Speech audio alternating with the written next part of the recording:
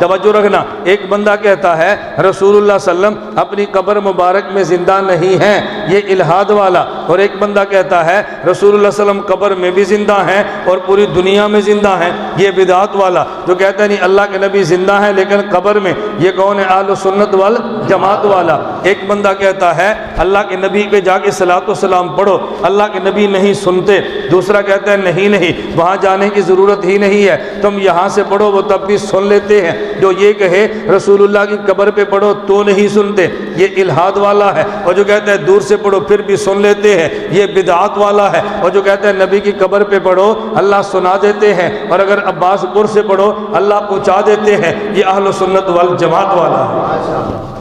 اللہ کے نبی کی قبر پہ پڑھو تو اللہ، بولو نا، اللہ سنا دیتے ہیں، اور جب یہاں سے پڑھو تو اللہ پہنچا دیتے ہیں۔ کیوں؟ درود تو ہدیہ ہے نا، درود تو تحفہ ہے، اور تحفے کا طریقہ کیا ہوتا ہے؟ آپ عباس پور میں ہیں، بیٹا جدہ میں ہے، اگر وہاں سے کمبل دینا چاہے تو پھینکتا تو نہیں ہے نا، کسی کے ہاتھ بھیج دیتا ہے۔ اگر وہ آپ کی امی کے لیے کمبل چادر بھجوانا چاہے کسی کے ہاتھ بھیج دیتا ہے، ابو جان کو کمبل دینا، میری امی جان کو چادر دے دینا، اور جب وہ جدہ سے چلے اور عباس پور آئے تو پھر بھیجتا نہیں ہے، پھر ابو جان کی خدمت میں کمبل پیش کرتا ہے، امی جان کی خدمت میں چادر پیش کرتا ہے۔ ہم بھی دیوبند والے کہتے ہیں درود پاک نبی کی خدمت میں ہدیہ اور تحفہ ہے، جب یہاں ہوتے ہیں تو فرشتوں کے ہاتھ بھیج دیتے ہیں، جب روزے پر جاتے ہیں تو یا رسول اللہ کہہ کے پیش کر دیتے ہیں۔ ہم تو یا رسول اللہ بھی پڑھتے ہیں، اللہم صلی علی محمد بھی پڑھتے ہیں، الصلاۃ والسلام علیکہ یا رسول اللہ بھی پڑھتے ہیں، ہم تو نہیں انکار کرتے۔ ہمارے اوپر لوگ الزام لگاتے ہیں یا رسول اللہ نہیں پڑھتے۔ ہمارے ایک بہت بڑے عالم تھے حضرت مولانا محمد امین اکاڑوی رحمۃ اللہ علیہ، عالم بھی تھے اور اسکول ٹیچر بھی تھے۔ وہ اسکول ٹیچر کیوں تھے؟ تنخواہ وہاں سے لیتے اور دین مفت بیان کرتے تھے، تو یہ تو ان کی خوبی تھی نا، دکان اپنی ہو، کماؤ وہاں سے اور دین مفت بیان کرو۔ مولانا اکاڑوی اسکول ٹیچر گئے تو ایک اسکول ٹیچر نے ہیڈ ماسٹر کو شکایت لگائی، انہوں نے کہا سر جی یہ بھابی ساڑھے مدرسے کو استاد آ گیا۔ ہیڈ ماسٹر نے بلا لیا، اس نے کہا مولانا صاحب آپ بھابی ہیں؟ اور میں بالکل جھوٹ ہے، میں تو پکا کٹر ایک نمبر سنی ہوں۔ انہوں نے کہا یہ کہتا ہے بھابی ہے۔ مولانا فرمایا کس سے پوچھ لو کیوں کہتا ہے، یہ بتائے گا نا کیوں کہتا ہے، میں تو کہتا ہوں میں سنی ہوں، مجھے اچھا تو بتا بھائی کیوں کہتا ہے۔ اس نے کہا سر جی یہ نبی پاک صلی اللہ علیہ وسلم پر درود نہیں پڑھتے۔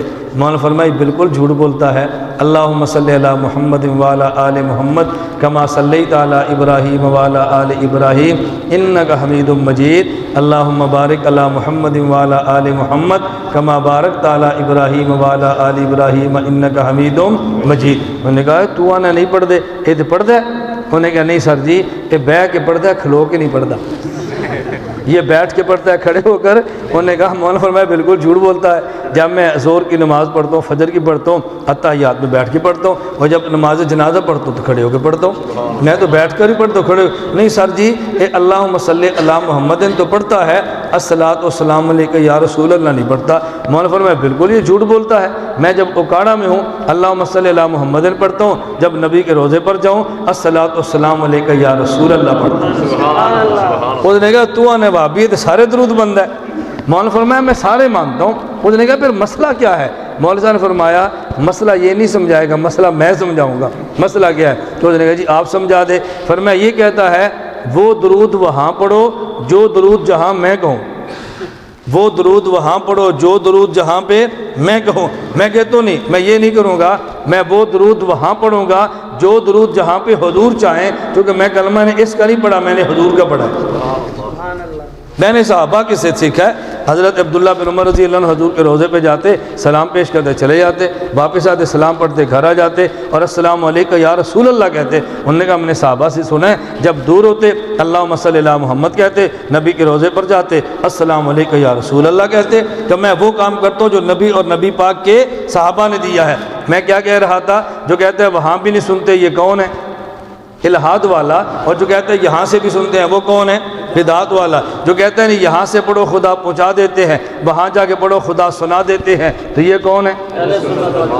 اب اتنے اس پر عقیدے اور مسئلے ہیں نا، میں گنتا جاؤں گا، آپ کو بتاتا جاؤں گا۔ اچھا بعض لوگ کہیں گے کہ فجر کی یہ فرض کی نماز کے بعد بھی دعا نہ مانگو۔ آپ نے کہیں دیکھے سلام پھیریں گے دوڑ جائیں گے، فرض نماز کے بعد بھی دعا نہ مانگو، دعا نہ مانگو۔ اور بعض کہیں کہ نہیں نفلوں کے بعد بھی مانگو۔ جو فرض کے بعد کے انکار کرے الہاد والا، جو نفل کے بعد ضروری قرار دے بدعت والا، اور جو فرض کے بعد مانگے، نفل کے بعد اجتماعی نہ مانگے، اہل سنت والجماعت والا۔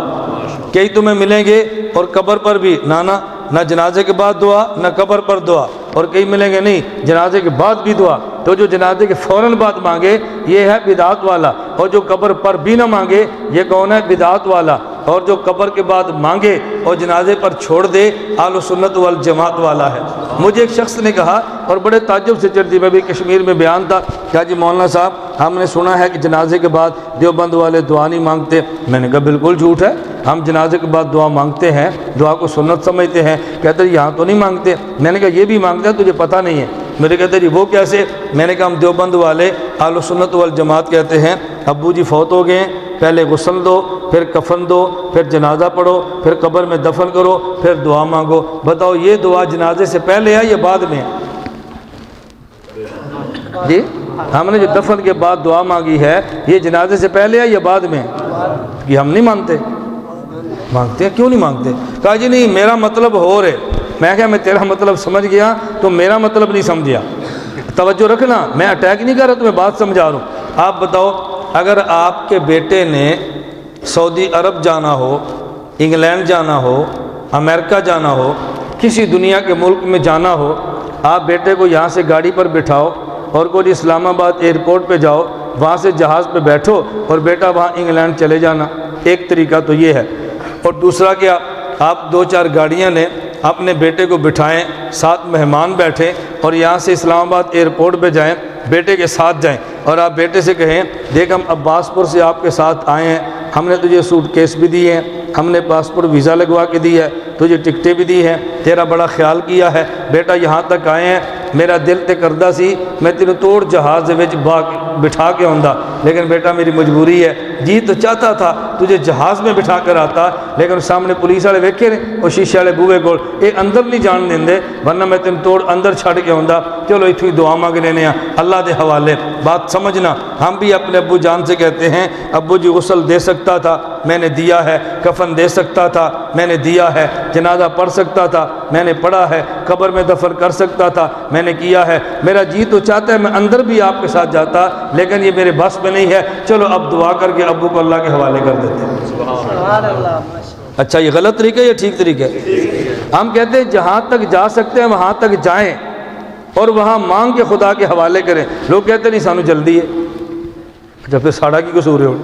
اسی دین تے بدل نہیں سکتے تیری جلدی دی خاطر، نہیں جی مینوں کال ہے میں جانا ہے۔ ہم کہتے ہیں نہیں بھائی ہم وفا والے ہیں، جلدی نہ کرو، میت کا آخری وقت ہے، قبر تک ساتھ جاؤ، دفن کرو، دعا مانگو، سر کی طرف کھڑے ہو کے سورہ بقرہ کا پہلا رکوع پڑھو، پاؤں کی طرف آخری رکوع پڑھو، دعا مانگو، اس کے بعد جانا۔ اب بتو ہم قرآن نہیں مان رہے، پڑھنا نہیں مان رہے، اصالِ ثواب نہیں مان رہے، کون سی بات ہے جو ہم انکار کر رہے ہیں؟ فرق کیا ہے؟ ہم کہتے ہیں وہ کام کرو جو نبی نے کیا ہے، وہ بندے کہتے نہیں وہ کام کرو جو برادری نے کیا ہے۔ ہم نے کہا بھی ہم برادری کا کلمہ نہیں پڑھا، کلمہ رسول کا پڑھا ہے۔